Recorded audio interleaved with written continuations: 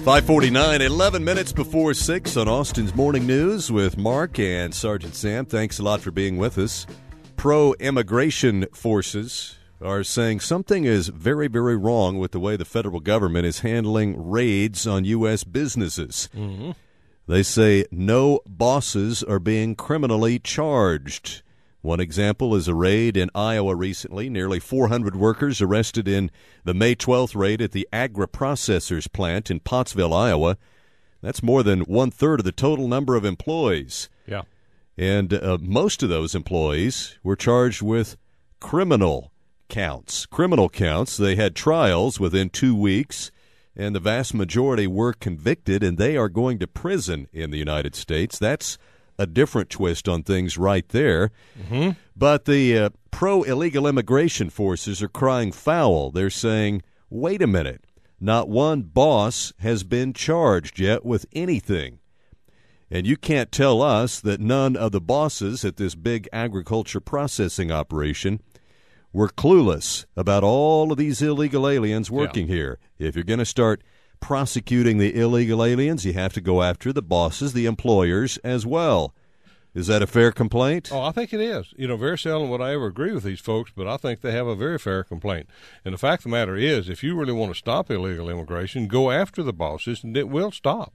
They don't want to go to jail. And normally, immigration doesn't file criminal on illegal immigration until they've been deported 2 or 3, 4 times. Yeah, that's a new twist on this thing. Yeah. And they had trials within 2 weeks of this raid, and convictions and sentences. Well, you know, it's prima facie. If you are here illegally, it's kind of hard to disprove.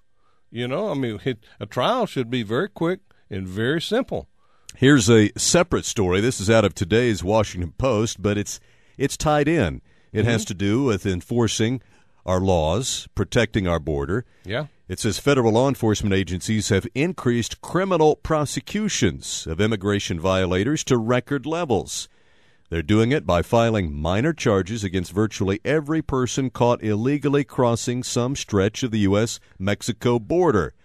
It's called Operation Streamline, and virtually everyone caught illegally crossing is charged with at least a misdemeanor count and jailed until they're brought to court, and if convicted, eventually deported.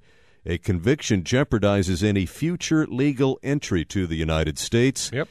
And the U.S. government believes this is a key reason why border apprehensions are down 20% in 07. Well, you know, if you totally close that door and the word gets out, people start rethinking their position that, well, maybe there's going to be a worker program on the near horizon. We better hold close to the chest before we mess up that opportunity. This is John in West Austin on KLBJ. John, how are you this morning? Great, fellas. How are y'all? We're doing well, thank you. Hey, I was curious. If you're going to charge employers for having illegal immigrants, then how are the employers going to determine the authenticity of these documents, considering I don't even know what a Wyoming driver's license would look like?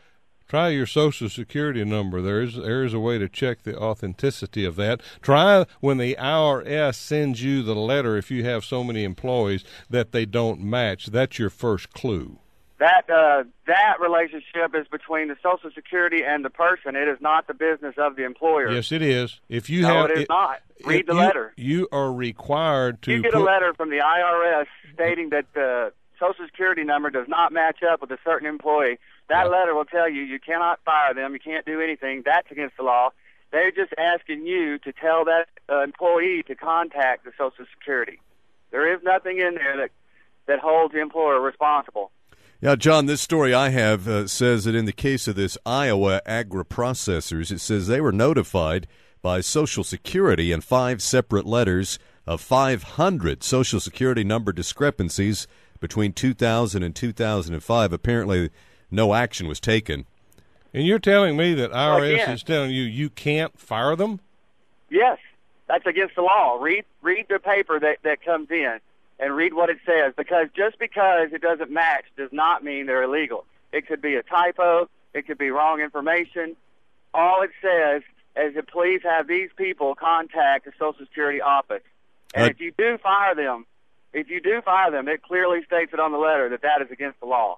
John, on your initial first question, I know that the federal government is creating a nationwide database for employers to check. It's a database that you can go to find out if somebody truly is legal or not, or if that's who they are, if their identity is real. So that's on the near horizon.